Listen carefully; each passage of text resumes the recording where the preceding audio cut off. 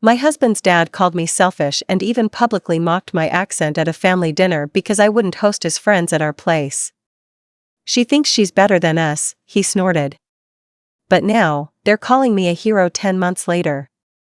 My name's Nality, but most people here in Seattle call me Nala. It's easier on the tongue, they say.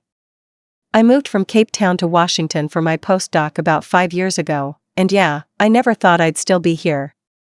Life had other plans. I met Callum 2 months into my program at a bookstore in Ballard. He was quiet, thoughtful, and had this thing about correcting the placement of books in alphabetical order even if they weren't his. I laughed. We had coffee.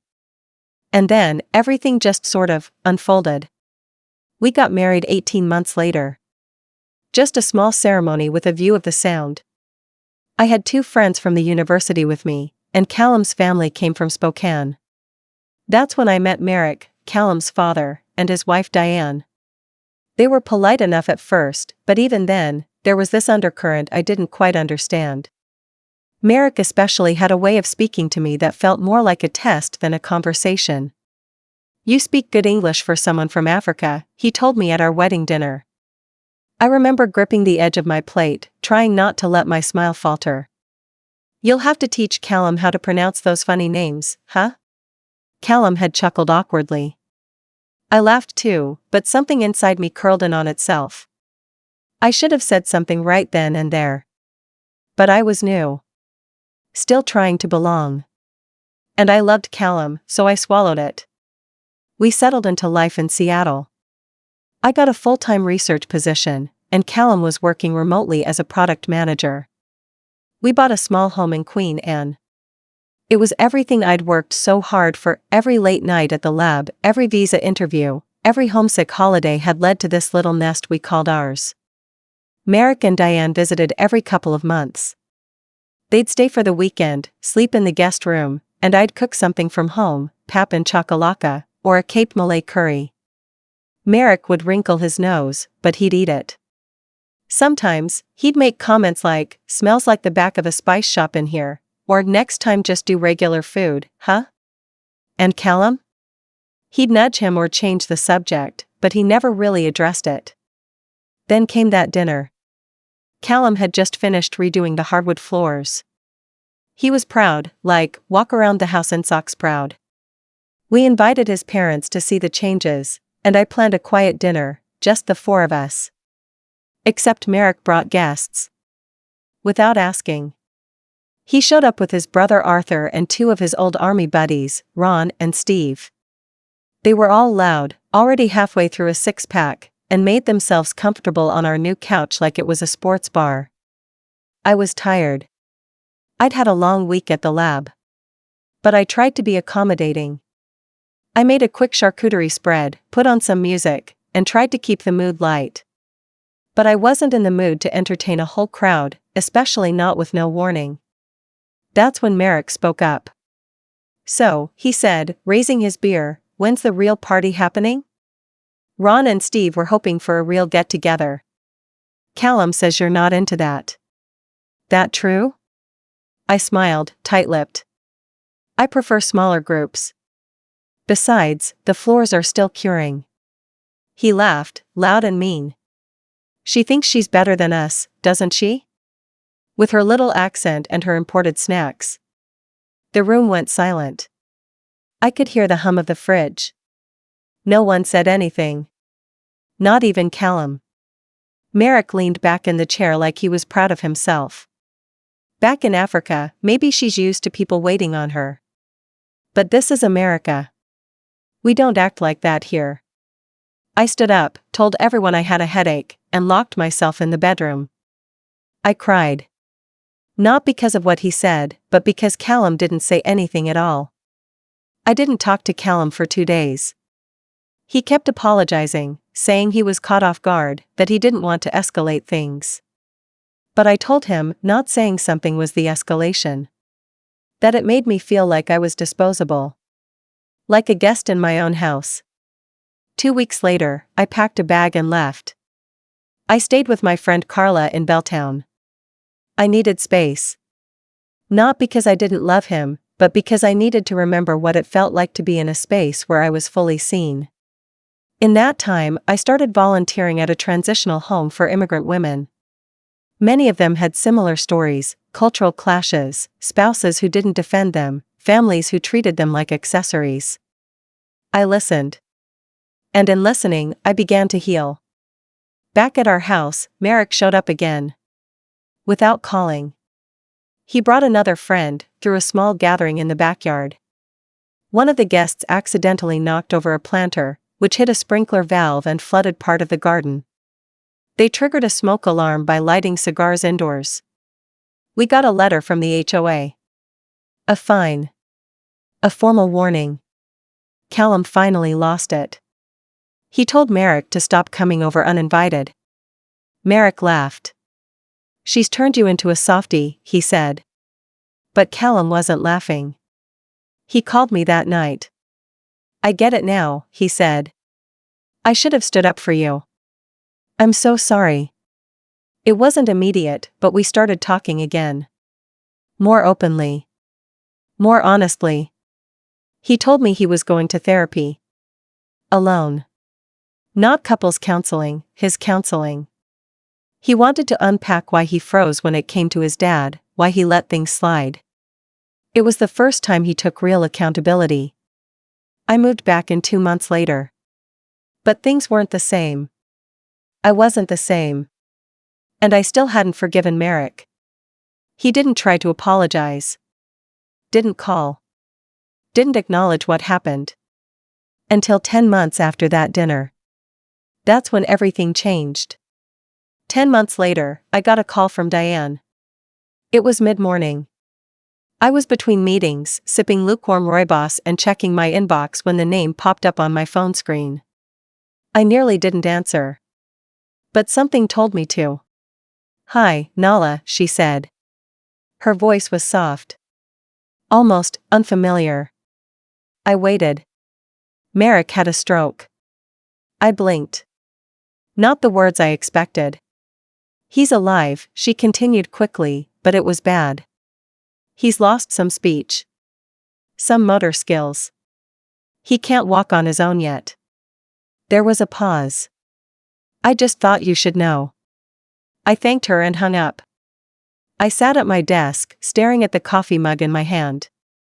I wasn't sure what I felt. Pity? Sadness? Justice? None of it felt like victory, even though a small, cold part of me wanted it to. When Callum got home that evening, he already knew. Diane had called him too. "I want to go see him," he said carefully. "You don't have to come. I understand if you don't want to." I nodded. "Let me think about it." The truth was, I didn't want to go. But I also knew I wouldn't be able to stop thinking about it if I didn't. So that weekend, we drove to Spokane. I hadn't seen Diane or Merrick since the dinner.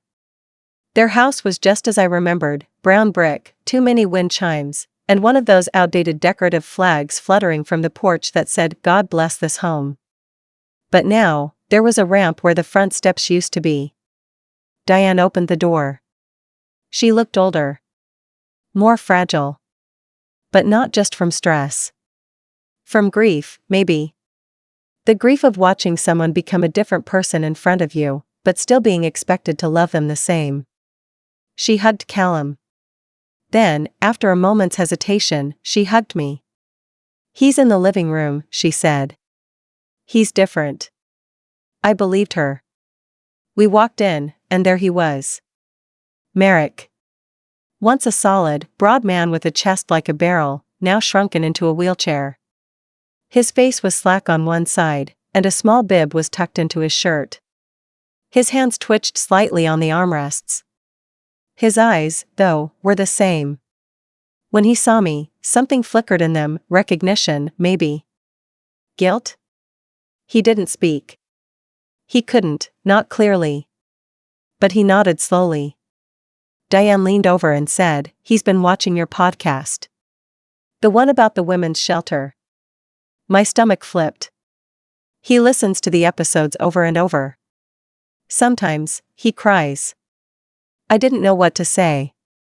I just stood there, staring at the man who once belittled me for my food, my accent, my very presence. Now he could barely hold a spoon. "Would you like to sit?" Diane offered gently. I nodded and sat across from him. There was a long silence. Merrick reached up, trembling, slow, and placed his hand over his heart. Then he closed his eyes.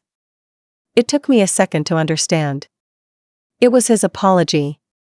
Not with words. Not the kind I used to dream of hearing. But something quieter. And, somehow, heavier. I swallowed the lump in my throat and gave a small nod. That night, we stayed at a motel nearby. I couldn't sleep. Callum lay next to me, watching the ceiling. "I didn't know he watched your podcast," he said. "He never told me." "I didn't either," I whispered. "You're helping people," he said. "Even him, maybe." I turned toward him. "It doesn't change what he did." "I know. But, it matters." "Yeah. It does." After that, things started to shift in strange little ways. Diane began calling occasionally, not just to update us on Merrick's condition, but to ask questions. About the shelter. About ways to support immigrant women in Spokane. About how to better understand the people Merrick used to laugh at. She even attended one of our virtual volunteer sessions. Her webcam was at a weird angle and she didn't say much, but she listened. And afterward, she sent a donation. Small, but meaningful. Then something unexpected happened. Ron, one of Merrick's army buddies, the one who was there the night of the dinner, reached out to me. Through Instagram. He said he'd started watching the podcast too. Said he felt embarrassed for the way they acted. That he didn't realize how deep the biases went until he heard me talk about it with other women. That he was sorry. He even offered to come help out at the next shelter event in Seattle, if I ever needed muscle for carrying stuff. It was surreal. These men, who once laughed in my home and mocked the way I said garage and tomato, were now sharing my episodes, sending thank you messages, and asking how they could help. I wasn't trying to prove a point. I wasn't trying to convert anyone. I'd started the podcast to heal myself, to have a space where my voice couldn't be silenced or drowned out by louder ones. But it was working. Not just for me. For them. For Callum. For women listening in places I'd never even visited. We visited Merrick a few more times after that. Each time, he seemed softer. He couldn't speak much, but he started writing things down. His handwriting was shaky, uneven. But one time, he handed me a note that said, "Thank you for not giving up on Callum." I kept that note. I keep it tucked inside the cover of my notebook, the one I use to plan each new episode. People think a hero has to wear a cape. Has to win battles. But sometimes, it's about showing up. Even when no one claps. Even when it hurts. Even when you're being laughed at for how you pronounce oregano. Sometimes, it's about speaking up, over and over, until the people who once mocked you start listening instead. And once they start listening, they begin to change. Not all of them. But some. And maybe that's enough. The shift in Merrick wasn't something I romanticized. I didn't wake up one day and feel warm and fuzzy about him. It wasn't a movie arc where the villain sees the light and suddenly everything is healed. No. It was messier. Quieter. It came in pieces. The truth is, healing doesn't have a soundtrack. It doesn't come with applause. It looks like sitting in a sunlit living room while a man who once mocked you now struggles to lift a spoon, and choosing, deliberately, not to hate him. It looks like saying yes when Diane invites you over again, even though a part of you is still bracing to be insulted. It looks like forgiveness that doesn't come with a ribbon. And that's where I found myself, over and over again. We started making monthly visits to Spokane. They were always brief, just enough time to check in, share a meal, help Diane with errands. Sometimes Callum would sit with his dad while I helped Diane reorganize their basement or sorted through medical mail. Sometimes we didn't talk much at all. But the silence felt different now. Not tense. Just still. One visit, Merrick scribbled a few shaky words on a notepad and handed it to me. "How did you stay kind?" I stared at the paper for a long time. Kind. Was that what it looked like from the outside? Because there were days when I didn't feel kind. Days when I relived that dinner again in my head, his voice echoing in that sneering tone, Callum's silence sitting like a stone in my gut. Days when I watched women at the shelter describe abuse and rejection in low, even voices and realized I had been spared the worst, and yet I still carried weight. But I wrote something back, beneath his question. Because anger kept me alive, but kindness helped me heal. He read it. His mouth trembled a little. And he nodded, eyes misting up. He tried to say something. I couldn't make it out. But he squeezed my hand. That was enough. Back in Seattle, the podcast was growing faster than I ever expected. What began as a few audio files shared on Spotify and YouTube was now a full platform. We had a small team, just 3 of us, all women from different countries, and we began hosting live panels, virtual support groups, and mini documentaries. We called it Rooted, Stories Between Worlds. Callum started helping behind the scenes. He never took credit. Never made it about him. He edited audio clips, updated the website, ran cables before events. He showed up. Not with grand gestures, but with quiet, consistent action. That was the man I married. And yet, there were still moments where old wounds scratched at the surface. One night, we were cleaning up after a small dinner at our place. A few local volunteers had come by to celebrate the shelter getting a grant, and one of them, Rania, a firecracker from Lebanon, was telling a story about a family who refused to pronounce her name right, even after years of friendship. Callum laughed and said, "That reminds me of my dad." I froze. He noticed immediately. "I didn't mean," he started. "No, it's okay," I said, too quickly. Then, actually, no. It's not okay. I'm still working through it. He put down the plates and leaned against the counter. I know. I am too. It wasn't a fight. It was just honest. And we were learning how to do that now, say the hard things without hurting each other with them. That honesty became a new kind of intimacy between us. The kind built after the fire, not before it. A few weeks later, I got a call from Carla, my friend who'd taken me in during those 2 weeks after the dinner. "I ran into Ron," she said. "At a community garden, of all places." "Ron?" I said, confused. "Merrick's friend. The one who mocked your chutney that night." "Oh God. What did he say?" "He asked if you were still doing the podcast. Said he shares it with his niece, who just moved here from El Salvador." I blinked. "And then he told me he's taking a cultural competency class through his church," she added. "Can you believe that?" I actually laughed.